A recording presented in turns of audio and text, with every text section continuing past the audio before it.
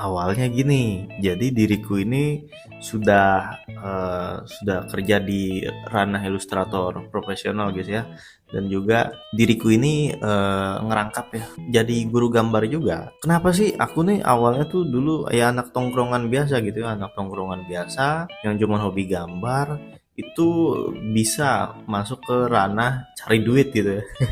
Bukan ini ya, bukan kayak yang di YouTube itu dengan gambar kalian bisa menghasilkan miliaran, ratusan juta, enggak. Yang aku maksudkan itu ranah profesionalnya yang terjangkau gitu, yang gampang dijangkau oleh semua. Ya pendapatannya ya UMR lebih dikit gitulah ya, karena masih bekerja sebagai karyawan dan juga apa namanya? Ya nggak begitu mentereng lah. Maksudnya tidak menjual sesuatu yang enak didengar. Sebetulnya banyak hal yang sangat melelahkan ya. Jadi dari zaman-zamannya aku sekolah tuh masih gambar terus ya, dulu gambarnya anime, dan ketika SMK ya itu mulai mencoba ke gambar realis, gambar muka orang hitam putih dulu tuh. Hasilnya oke, bagus ya, walaupun dulu belum terlalu bagus gitu ya, belum terlalu mirip juga karena belum tahu teknik yang oke juga, masih freehand dulu tuh, masih freehand, belum pakai grid, belum juga pakai cara-cara yang lain ya, masih freehand. Dari situ ya, itu lumayan banyak teman-teman aku yang mesen dan juga guru-guru aku tuh yang mesen lukisan, orderan lukisan. Aku tidak terlalu fokus memasarkan karyaku atau jasaku, tapi mereka mesen sendiri. Jadi ketika aku gambar dilihat orang, mereka suka, mereka pengen, mereka pesen gitu. Dulu zaman-zamannya 2016 kali ya, itu aku jual satu sketsa orang gitu ya, muka orang tuh 50.000, 100.000 tuh udah full body plus plus bingkai dulu. BTW dulu aku sekolahnya tuh SMK jurusan akuntansi ya guys ya, dan pada periode-periode itu aku udah lumayan dapat banyak orderan lah ya.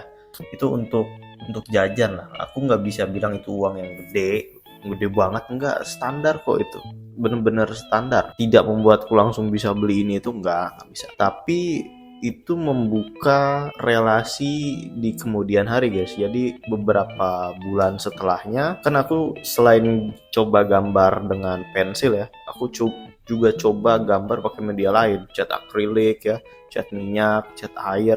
Dulu belum digital karena memang dulu nggak punya duit ya. Dulu nggak punya duit, ini aja baru sekarang aku bikin channel YouTube tuh karena memang udah kerja, udah ada uang ya kan, bisa upgrade perlengkapan, sekalian hitung-hitung promosi, bikin channel sendiri gitu kan, channel YouTube sendiri dan juga yang lainnya. Tapi dulu itu masih konvensional ya, masih pakai alat-alat gambar konvensional. Dan dulu itu zaman-zamannya mulai era batu akik gitu ya, era batu akik. Aku dapat beberapa kali orderan untuk bikin mural ya, jadi mural batu akik di atas, apa namanya, di atas ya kayak papan nama, di atas gitu batu akiknya digambarin sekaligus nama tokonya. Itu di era-era itu, di zaman itu cuman aku sendiri di antara teman-teman aku yang udah bisa dapetin duit dari gambar, bukan dari gambar, malah dari yang lain, malah maksudnya ya siswa di sekolahku yang bisa nyari duit tuh pada saat itu aku doang gitu. Dan itu udah lumayan ya hasilnya ya, sekali proyekan mural ya, masih kecil sih, namanya juga cuma bikin papan nama ya, nggak gede-gede banget, itu 600.000 ya, 700, ada juga yang 500. Itu lumayan banget itu di era-era segitu. Itu aku bisa buat tambahan jajan tuh udah oke banget. Dan juga beberapa proyekan yang sering aku dapat juga dari guru-guru ya, dan malah lebih banyak proyekan yang datang dari guru-guru dibanding dari teman-teman aku. Ya ngerti juga sih karena mereka masih sekolah kan, belum ada duitnya ya kan. Jadi ya kalau ada yang mesen juga itu rata-rata kalau dari teman mah, ini gambarin buat pacar gue dong gitu, tapi jangan tanda tangan ya. Ya gitu aja guys, dulu tuh gitu ya. Itu masa-masa aku masih sekolah tuh cari duit di bidang seni tuh begitu, sebelum aku lulus gitu ya. Nah, ini tips juga untuk kalian ya, para subscriberku, kalau memang kalian masih sekolah gitu ya. Kalian selain latihan gambar, kalau memang yang suka gambar, cobalah lebih berani gitu ya, gambar depan orang gitu. Nggak harus gambar orang ya, nggak. Kita gambar aja depan orang yang bagus. Gambar yang kita suka aja, misalkan gambar anime atau gambar idola gitu ya. Misalkan Mbak Maudy Ayunda gitu ya, ya silakan aja gitu, biarkan orang lain melihat gambarnya, nanti pada minta gambarin gitu, tapi ya pas orang-orang minta gambarin ya jangan gratis ya, harus bayar. Itu awal-awal tuh kayak gitu memang ceritanya. Dan dulu tuh aku belajarnya tuh kayak gimana sih, belajarnya itu selain dari ada anime nih aku gambar gitu ya, ada idola nih aku gambar, aku juga berkonsultasi sama seniman lokal ya.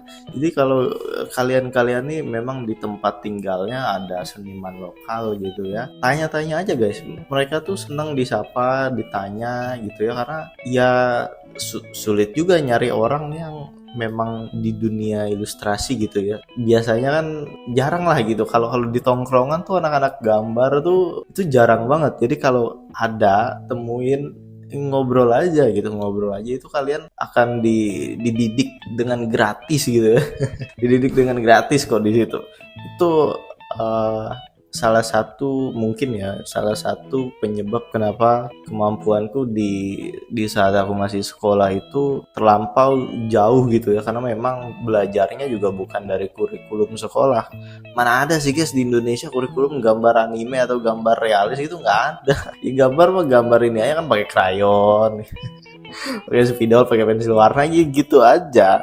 Nah, tapi pada saat itu yang aku merasa sangat disayangkan gitu ya, dikala aku dapat banyak orderan apa segala macem gitu ya, dapat banyak uang lah, itu tidak terpikirkan itu untuk aku tuh nabung untuk upgrade alat pada saat itu ya. Jadi nggak ada pikiran tuh mau beli tablet gitu ya, atau mau beli apa, eh, pen, tablet, laptop gitu, nggak ada. Dulu aku juga nggak punya laptop, jadi dulu mikirnya itu kan orderan udah ada nih, ngapain yang lain gitu kan, ini aja ditajemin dulu. Memang mikirnya kayak gitu. Dan ketika lulus ya, baru berasanya tuh ketika lulus teman-teman. Jadi memang kesulitan seorang ilustrator itu adalah kalau dia masih terjebak sama cara-cara tradisional gitu ya, tidak mau go modern, nggak mau go digital, itu akan sulit sekali. Rata-rata teman-teman aku udah yang pada beli itu, memang aku juga dulu nggak mikirin ini gitu loh. Jadi beda kita ngejual lukisan ya, beda dengan kita ngejual barang lain, atau beda kayak jual makanan. Orang yang jualan makanan di hari Senin, hari Selasa masih bisa jualan karena orangnya lapar lagi di hari Selasa gitu ya. Tapi kalau di dunia seni, nih kita bikinin lukisan untuk si A udah pesen nih, belum tentu besok, minggu depan, atau bulan depan si A mesen lagi, itu belum tentu. Kalaupun memang ada relasi ya, si A bilangin temen, kalau mau pesen lukisan ke diriku saja gitu, ya itu sedikit sekali yang kayak gitu. Jadi memang peluang jobnya itu memang satu apa, memang lebih banyak di digital gitu ya. Sorry nih kalau ngomong belibet-libet, soalnya tidak di skrip.